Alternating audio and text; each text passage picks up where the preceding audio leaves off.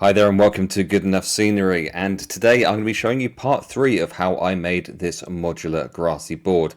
This is all about the basic construction of the river tiles. Part 1 showed you the planning stage, part 2 showed you the basic construction of general tiles. Today it's all about the river tile shape and construction, not getting into the resin board, just the shape of the tiles.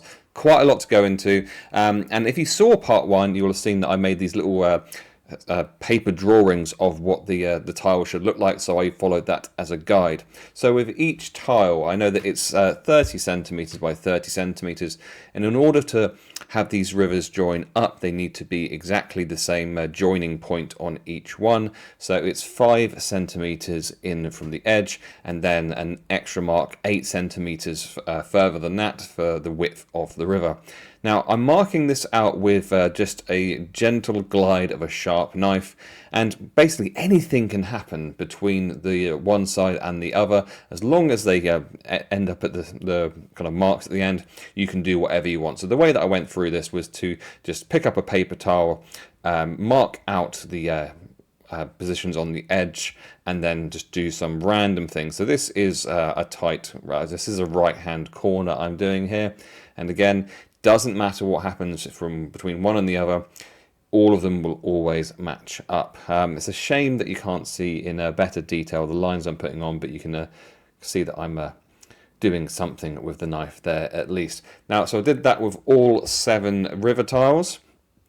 So I'm not going to show you all of them because it's kind of a little bit unnecessary. I want to show you this one though, because with this one I've noticed there was a little bit of damage on the foam. Now when you buy this foam, normally it's in pretty good shape.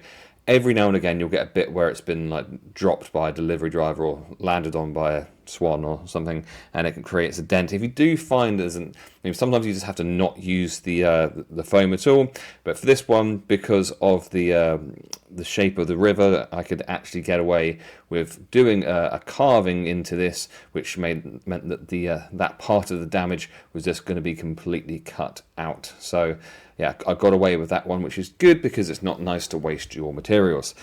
So yeah, that was good. So I went through all 7 river tiles in exactly the same way, and finally it's going to show you this. This is a tight corner. So once again, just filling in a line with a sharp knife, and that was all done. And then to show you that you can just about see the lines there, how they all match up. Now, I cut these up with my hot wire cutter, and I set the angle of the wire off at, I don't know how many degrees that was, but some, so that I knew that every single cut I did on the ends matched up with another one. I mean, I could have had it dead straight, but then, you know, what rivers have got an absolutely dead vertical thing? Not very many. And in exactly the same way as with marking out the lines of where it goes and everything, you can also change the angle that you're cutting at as you're going through, as long as you end up going straight through at the same angle on each one. Obviously, everything that I'm doing here can just be done with a knife. So you can just use a knife for all this. I have a hot wire cutter because I do a lot of this, so why wouldn't I use it? But yeah, each one is being cut through at the same angle at the end, so that they join up as well as possible. And one of the great things about having this hot wire cutter means that I can easily put a big slant on it, just like I'm doing here, just by lifting up the foam, which creates this kind of greater angle on it, which becomes a little bit more realistic. And like as you're seeing here, do anything I want in between the 2 cutting points, as long as I end up in the same flat and straight at the very end of it. So that is one, the basic part of that one done, at least. Let me show you some of the other ones, just going through this quickly. So nice and simple with that one, didn't do any fancy angles, just went straight through like that. And that was another one done. I'll just show you just how nicely these actually match up by going through at the same angle. This is a nice straight one, so just zipped on through just like that. And that was another one done. So I did that with all 7 tiles, and then I moved on to the next stage, which is shaping. Now I've got a handheld hot wire cutter here. Once again, you can do this all with a knife, but this is a really good way of getting through the foam. And for this one, I decided I want it to be more like a Ford, so I had a nice angle going down so you could get into the river, and that was just a case of putting a nice flat angle on the hot wire cutter, and as you can see, it comes off very satisfyingly, and I think even like that, it looks great, but decided to go even flatter and then put them down to see where the other one should be, and then you can see how what I like about that is it doesn't just go kind of perpendicular, it kind of goes in through at an angle.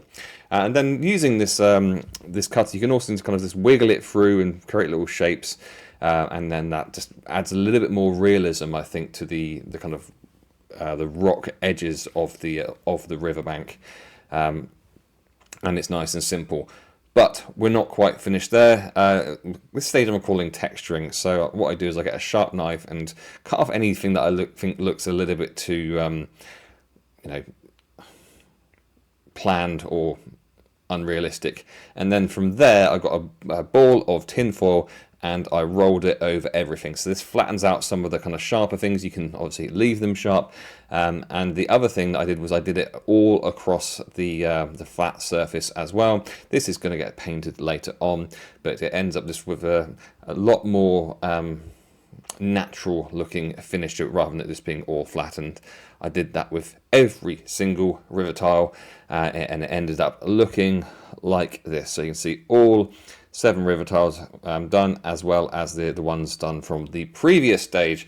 And let's remind us where we're heading with this. We're heading towards this finished Grassy modular board, which is all finished off and looking lovely. In the next part, we'll be going through the modular hills, so please tune in for that. Subscribe to the channel, hit the notification bell so you know when that video and other videos are released, and please like the video, leave any comments that you might have, and I'll catch you for another video soon.